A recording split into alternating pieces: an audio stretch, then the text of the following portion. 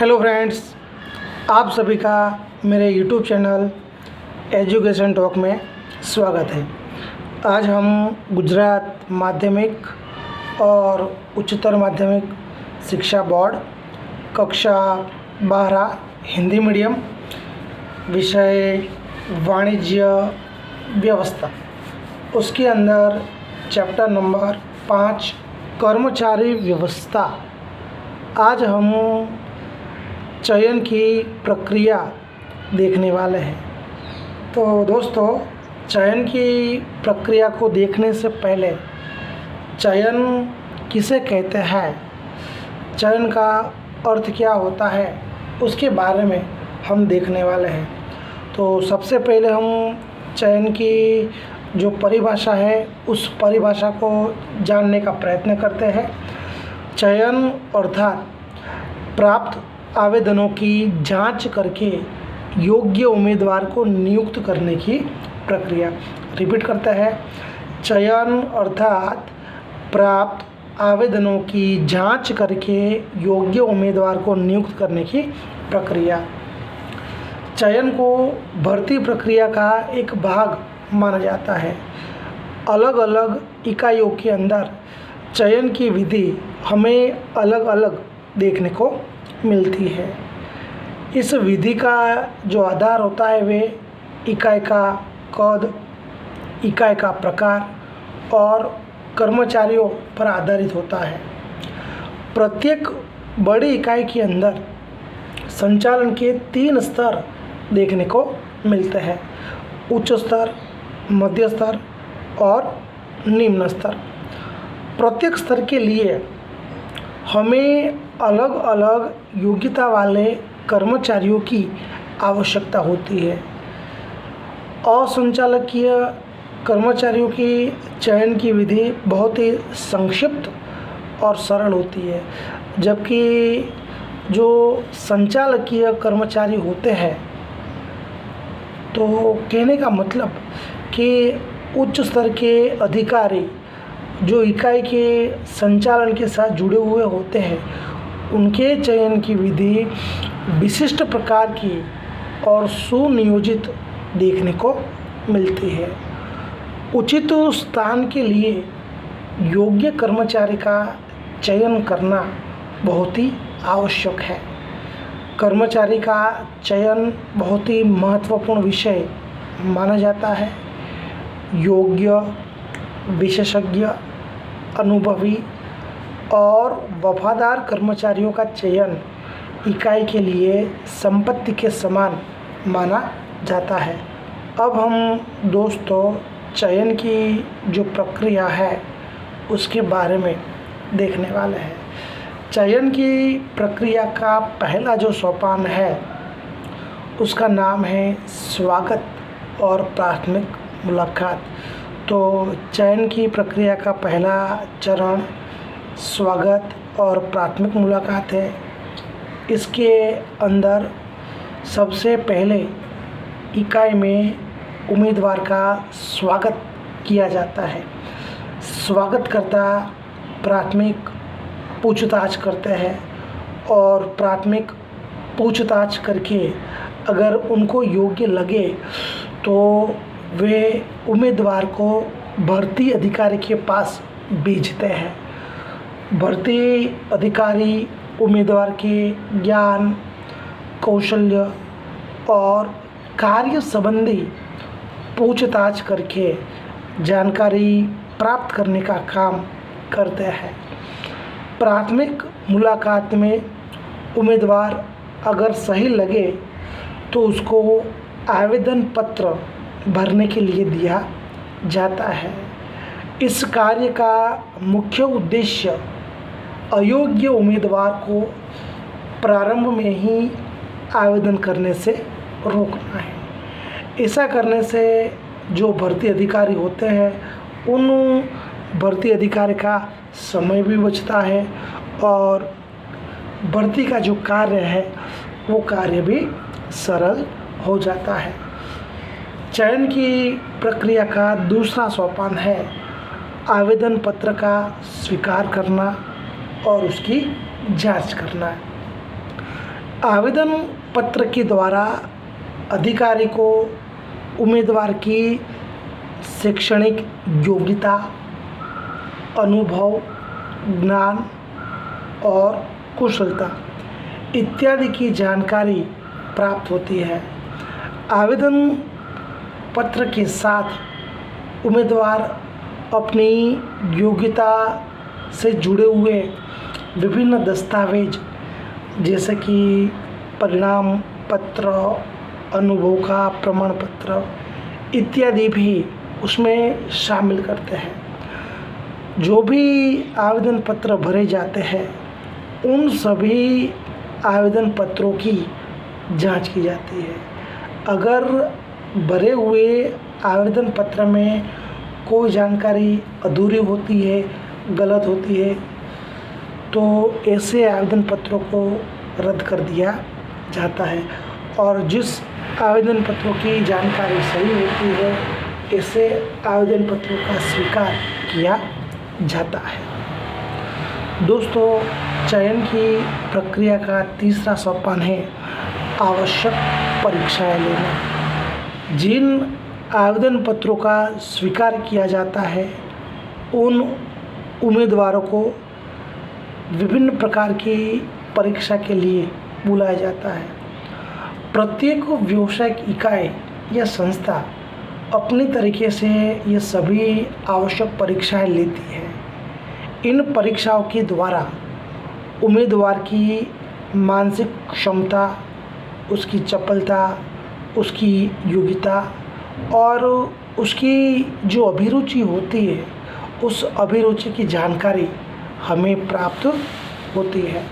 अब हम विभिन्न प्रकार की जो परीक्षाएं हैं उन परीक्षा के बारे में जानकारी प्राप्त करने का प्रयत्न करेंगे।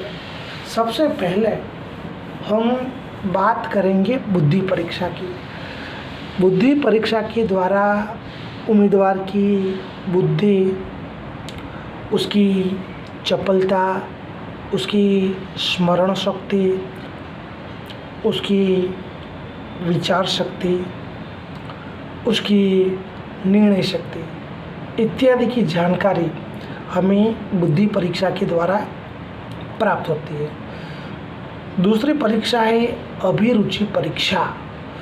अभिरुचि परीक्षा के द्वारा जिस कार्य के लिए उम्मीदवार को पसंद करना है उस कार्य के प्रति उम्मीदवार की अभिरुचि है या नहीं उसकी जानकारी हमें अभिरुचि परीक्षा के द्वारा मिलती है।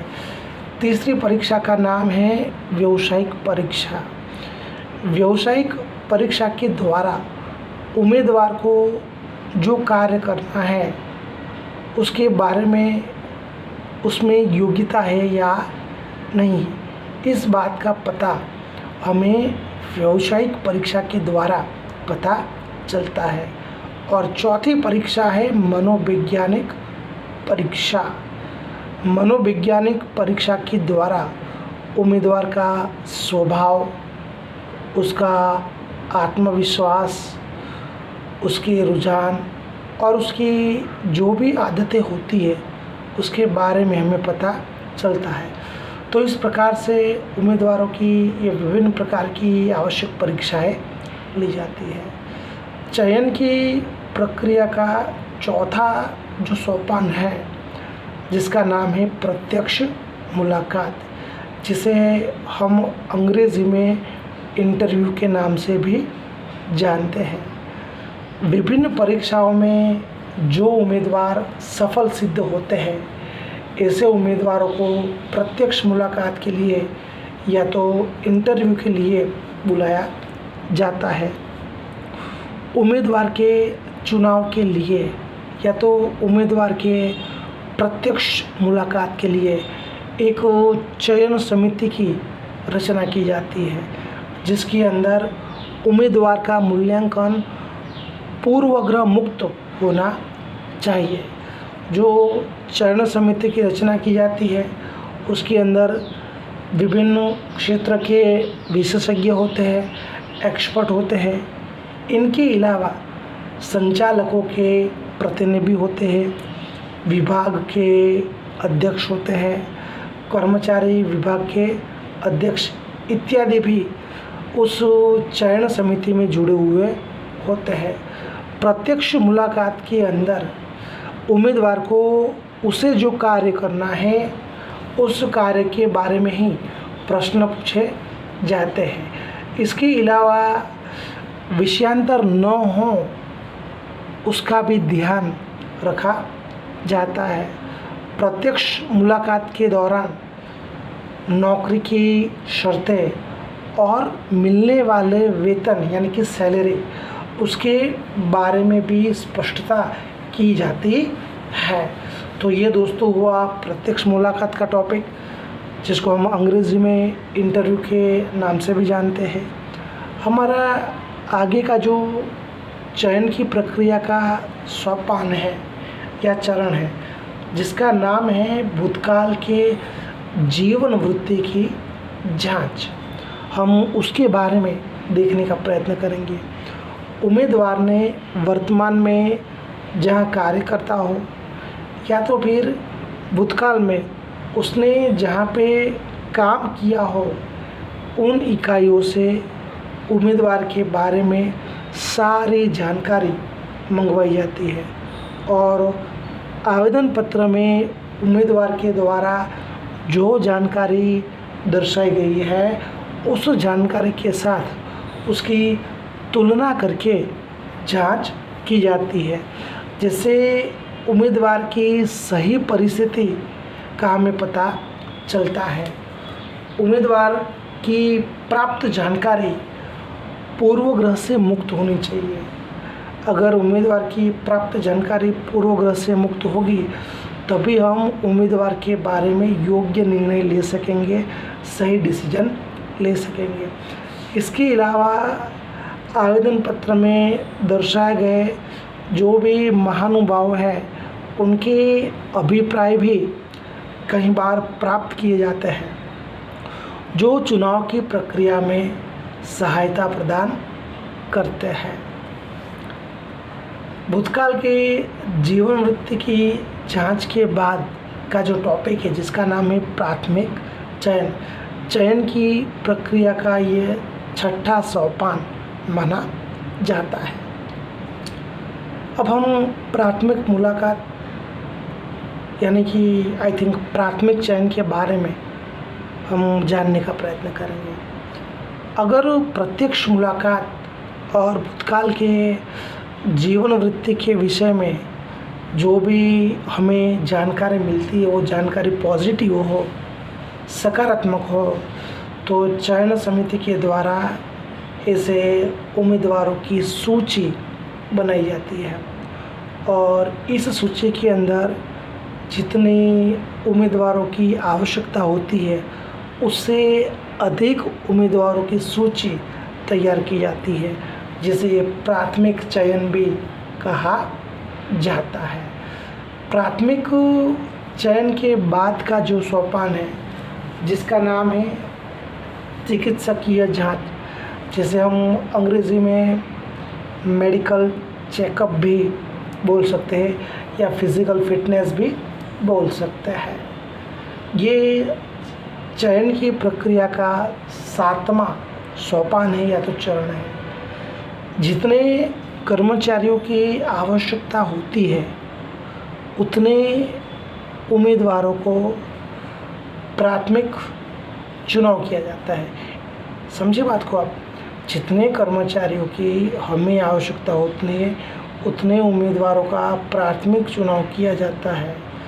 इकाई के द्वारा निर्धारित किए गए डॉक्टर या अस्पताल में उन उम्मीदवारों को शारीरिक जांच के लिए भेजा जाता है। ये जो शारीरिक जांच जो होती है उसका मुख्य उद्देश्य यही जानना है कि उम्मीदवार को किसी प्रकार की शारीरिक गंभीर बीमारी है या नहीं है, या कोई शारीरिक कष्ट से वो पीड़ित है या नहीं। जो शेष उम्मीदवार होते हैं, जो बाकी के उम्मीदवार होते हैं, उनको प्रतीक्षा सूची में शामिल किया जाता है। भविष्य में जब भी उम्मीदवारों की आवश्यकता होती है, तब हम प्रतीक्षा सूची में से क्रम के अनुसार उनका चयन कर सकते हैं। तो दोस्तों, हमने बात की मेडिकल चेकअप की, फिज़िकल फिटनेस की। आगे का हमारा जो सोपान है जिसका नाम है नियुक्ति पत्र। चिकित्सकीय जांच होने के बाद उम्मीदवार का अंतिम चयन किया जाता है और अंतिम चयन होने के बाद उम्मीदवार को नियुक्ति पत्र दिया जाता है। उम्मीदवार को जो नियुक्ति पत्र दिया जाता है, उस नियुक्ति पत्र में उम्मीदवार किस स्थान के लिए, किस पद के लिए, उसके क्या अधिकार है, उसका क्या दायित्व है, या तो उसे कितना वेतन मिलेगा, इसी आर्थिक और अनार्थिक बातों की जानकारी नियुक्ति पत्र में दी जाती है। तो दोस्तों, हमने नियुक्ति पत्र की बात की। अब नियुक्ति पत्र के बाद नंबर आता है इकाई का परिचय का। चयन की प्रक्रिया का अंतिम सोपान यानी कि इकाई का परिचय।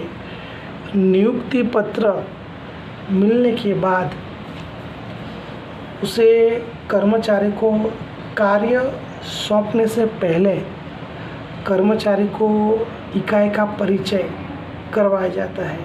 इकाई का परिचय जब करवाया जाता है, तब इकाई की नीति, इकाई का पर्यावरण, इकाई में काम करने वाले उच्च अधिकारी, इकाई में काम करने वाले सहकर्मचारी और उसके हाथों के नीचे काम करने वाले जो अधीनस्थ होते हैं, उन सब का परिचय करवाया जाता है। परिचय करवाने के बाद ही उम्मीदवार को कार्य सौंपा जाता है। तो दोस्तों, आज के वीडियो के अंदर हमने चयन का अर्थ देखा, चयन किसे कहते हैं, और सभी इकाइयों के अंदर चयन की जो विधि होती है, वे विधि हमें अलग अलग देखने को मिलती है। संचालकीय कर्मचारी और असंचालकीय कर्मचारी दोनों के चयन की विधि हमें अलग अलग देखने को मिलती है। हमने यहाँ पे जो चयन की प्रक्रिया है, उस प्रक्रिया को देखा। चयन की प्रक्रिया का पहला सोपान है स्वागत और प्राथमिक मुलाकात। दूसरा सोपान है आवेदन पत्र का स्वीकार करना और जांच करना। तीसरा सोपान है आवश्यक परीक्षाएं लेना, जिसके अंदर बुद्धि परीक्षा, अभिरुचि परीक्षा, व्यावसायिक परीक्षा और मनोवैज्ञानिक परीक्षा का समावेश होता है। चयन की प्रक्रिया का चौथा सोपान है प्रत्यक्ष मुलाकात। चयन की प्रक्रिया का पांचवा सोपान है भूतकाल के जीवन वृत्ति की जांच। छठा सोपान है प्राथमिक चयन। सातवां सोपान है चिकित्सकीय जांच। आठवां सोपान है नियुक्ति पत्र और अंतिम सोपान है इकाई का परिचय। तो दोस्तों, हमने चयन की जो प्रक्रिया है, उस प्रक्रिया के विभिन्न सोपान के बारे में जानने का प्रयत्न किया। अगर दोस्तों आपको हमारा ये वीडियो पसंद आए तो उसे लाइक कीजिए, शेयर कीजिए, और ये जो हमारा यूट्यूब चैनल है जिसका नाम है एजुकेशन टॉक, जिसका उद्देश्य केवल और केवल बच्चों को ऑनलाइन शिक्षा देना है। तो कोई भी विद्यार्थी हमारे द्वारा जो भी शिक्षा दी जाती है उससे वंचित ना रहे। इस प्रयत्न को सफल बनाने के लिए अब ज़्यादा से ज़्यादा ग्रुप शेयरिंग कीजिए। हमारा ये जो चैनल है उसे सब्सक्राइब कीजिए। आपके जो भी प्रश्न हो, जो भी क्वेरी हो, जो भी उलझने हो, वो कमेंट बॉक्स में लिखकर आप हमें भेज दीजिए। आगे के वीडियो में हम नए टॉपिक के साथ, नए मुद्दे के साथ आपके सामने फिर से उपस्थित होंगे। तब तक जय हिंद, जय भारत, वंदे मातरम, भारत माता की जय। धन्यवाद। अस्तु।